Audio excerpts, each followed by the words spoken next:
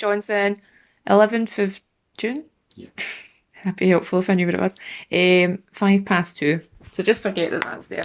And just, yeah. So, health and safety, personnel. Yes. What does that involve? I'll start with personnel first. I primarily deal with the induction process. Also, I deal with the disciplinary process. My background before, as I think I've mentioned, is that I worked in the trade unions. So I was used to representing the workforce against the management. Yeah. But it's a bit of a turnaround. Wee bit of a flip for you. That I'm now the management. But the information, knowledge that I've gathered through that process, I would say that we've been a pretty fair-minded company with regards to how we do our disciplinary. Yeah. But the disciplinary side of it, it's usually the last resort. Depends on what the situation is or the circumstances surrounding it. We've had a couple of cases regarding health and safety issues and people who have been working out with the company doing the same work, which they are not entitled to do unless they notify the company. And also ones who have started up their own little enterprise without telling us and putting it on Facebook and advertising it. It doesn't help. No, but I deal with that side of it on the disciplinary. Other stuff I deal with is with the training aspect as well. Usually obviously the induction process, which you've gone through yourself. Yep. Also, we're going through a bit of a change. I wasn't fully involved in the processes of contracts, wage structures, or that. Yeah. There was a wee bit of a, how would I put it, micromanagement within the company, where they didn't really want other people to see other people's rates or pay structures or that. So me and Patrick are in the process of developing a pay scale structure. So that's something that we're doing at the moment. Also deal with the personnel files, where it's kind of centralising them all into one folder and also onto the Dropbox, but they're only open to certain people for access. So we're going through the systems with that. So because I'm under GDPR, making sure everything's all compliant. So in that element of health personnel, that kind of covers most of what I really do with that. As I say, the only reason I was really involved more in it was because of disciplinary issues. Yeah. It's not that I like to create an atmosphere of fear with the personnel, but some of them think that when they come down to the office, they think, "Oh God, Kevin's asked for me, what have I done?" And it's not that I condone that. I actually think that's kind of healthy because it keeps them on their toes. Yeah. I'm not there to be their friend, their mum, their dad type situation, but they know that if they're called down to the office, it's usually for something. Usually it's to do with personnel or it's something that's come through for training, but they always are a bit apprehensive to think that they've done something and that I'm pulling them up for something. But 9 out of 10 times it's not, but they just got this little inkling in their mind that it's. I don't know whether they think I'm a bit more of an authoritarian, or Chris is a bit more of a sort of pushover, but Chris can obviously deal with them as well. But other than that, so health and safety, I deal with the risk assessments, method statements, the cost assessments. I deal with the health and safety manual. I usually deal with all the toolbox talks and any other bits and pieces that come up through the projects. I think my role should change slightly. It was suggested that the project managers should be doing their own risk and assessments, cost assessments and method statements and all that. So you do all the risk assessments. It's not like you've got a supervisory or auditing role over the risk assessments and method statements. You literally do all of them. I usually do all of them, bar Brian's. Brian's, Brian yeah. does his own. Like I said, John would give us the job report. I don't generate the job reports. That usually comes through the project managers. Sometimes Brian will come to me and say to me, I need a risk assessment or method statement for a certain aspect of the job. He might not have the time to do it, so you'll ask me to do it. You'll give me the information. I'll form it together. I have like a template I work from, and then I just check and verify it over with them to see that that meets what they're looking for, and that I haven't missed anything out. And also would like to walk the job as well, so I know what I'm looking into as well. Yep. So. And are you just not getting time to do that just now because you're doing all the other risk assessments? No.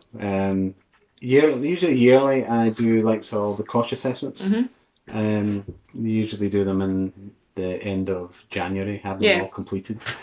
This all ties in with doing the Safe Contractor, the reaccreditations. I do that.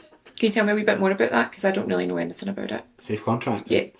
Well, Safe Contractor is basically, it allows firms to go onto a site to see that you have got the accreditation to do the works, that you're insured, that you have the skill base, you have examples of your risk assessments, method statements.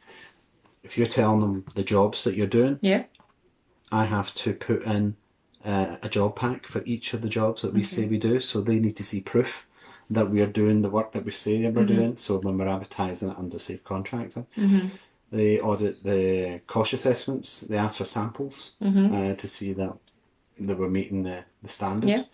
Also, they ask for our health and safety policies, procedures for the different things. It could be down to call it confined space, working at height, working with trees, excavations, working near water, anything that I have put in that we're advertising to say that we can do, we have to have a policy procedure. They vet that every year. It's due up for, well, we did it about 3 months ago, and we got reaccredited. But it's, how would I put it, the payment for paying for it is out of sync for some reason. I don't know why it is, but it is.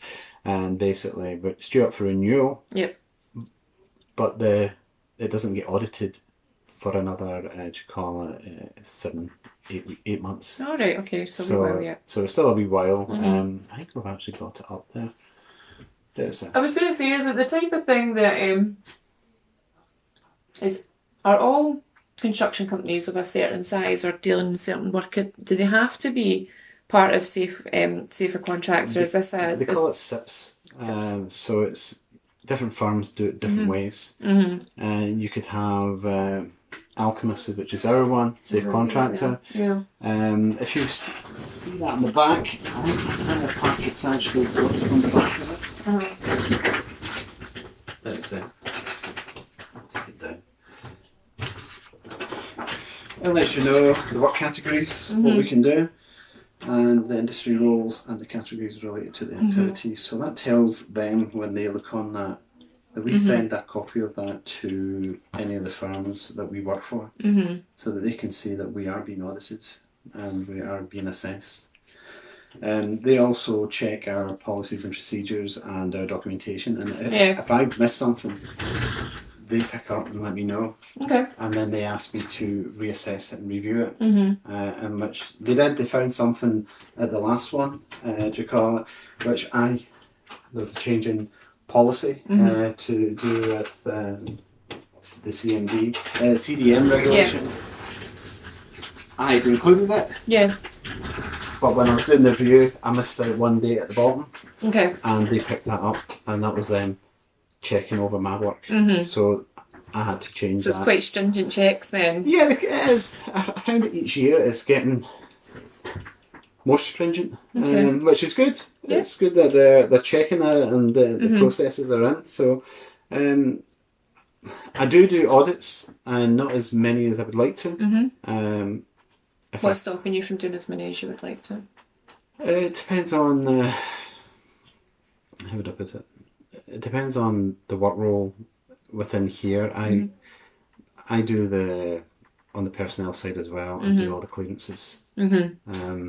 Kathleen assists me with monitoring the clearances when they're due up. If passes need to be renewed every year. So you have to be within a certain deadline to notify them that the pass is coming up. So normally within 2 months when a pass is due for renewal. This is just the pass. This isn't the clearance. The clearance usually lasts for 5 years. So you have to be about 6 to 8 months ahead of the clearance, before the clearance date, so that you can submit the forms, go through the process, which you will go through shortly, and then get it put into the system so that by the time your clearance runs out, your new one starts. So it depends how busy they are in doing the processes within the mod. Sometimes it used to take about 40 days to get a clearance through on a good day. And on a bad time, it will take 6 months. Right, okay. So part of that process is making sure the clearances are up and running. Myself, with auditing and that, it depends on what I'm doing. As you know, I'm working from home. I look after my mother as well. So Chris is aware of the situation. It was a family decision. So at home, I'll be working away on projects when I'm here. Sometimes I find that I can do more at home than I can when I come here. Yeah. There's a lot of interruptions, a lot of calls, a lot of distractions. But me personally, I should be getting out a bit more myself. I suppose partly it's probably my fault, but I should be out there, going out to the bases, doing the audits. I've got a new form that I do. I gave them out to like Brian and John, because I said that they could do audits on other people as well.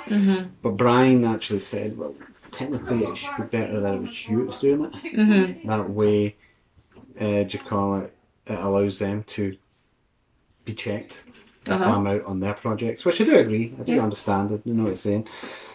But sometimes I just feel, how can I say it without being... Sometimes I feel Chris doesn't really want me to be out there in case I'm slowing something down. Right, okay. If you know what I mean. But I'm not there to cause issues or cause problems or to stop jobs. Don't get me wrong, if I see something that shouldn't be done, I'll tell them straight away, they will stop it. I like to be able to go out and assess a situation, which I've done before. I'll ask the guys to stop just before they start something. Yeah. And then I would ask them, I would like you to have a wee think about what you're doing before you proceed. And then I'm trying to get them to engage into the process to see what I can see. Yeah. So that they can understand where they're going wrong. Not that they've done it wrong, I can see it before it happens. Yeah, yeah. Make them always tell them their priorities is that they've got to have their safety shoes on, glasses, helmet for the situation that they're working in, gloves, their coveralls, and if they need to wear breathing apparatus, then they wear it when it's appropriate. Yeah. Do the operatives respond well to that sort of, what's the word I'm trying to look for, interaction, where you're not telling them what to do, you're telling them to have a think about? Yeah, I find that they've been alright. Yeah, they respond well to that, yeah. Yeah, they understood. Some of the guys in the company are not the quickest. Some of them do have limitations, which I'm aware of, and so do the rest of the people know. But what I'm trying to get out of it is, if I can see that, why is the charge hand not seen it? Okay.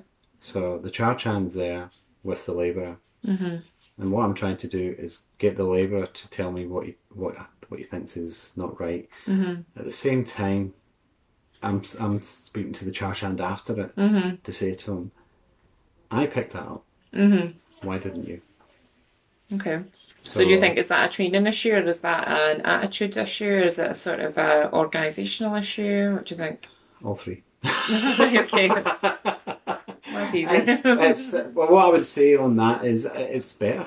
It's getting better. Okay. The boys know, because we're putting the ones through for the supervisory courses, and they're getting more training, more awareness, and it's just a matter of building that culture. And to get them to understand as well that we're working in the MOD Babcock environment. Yeah.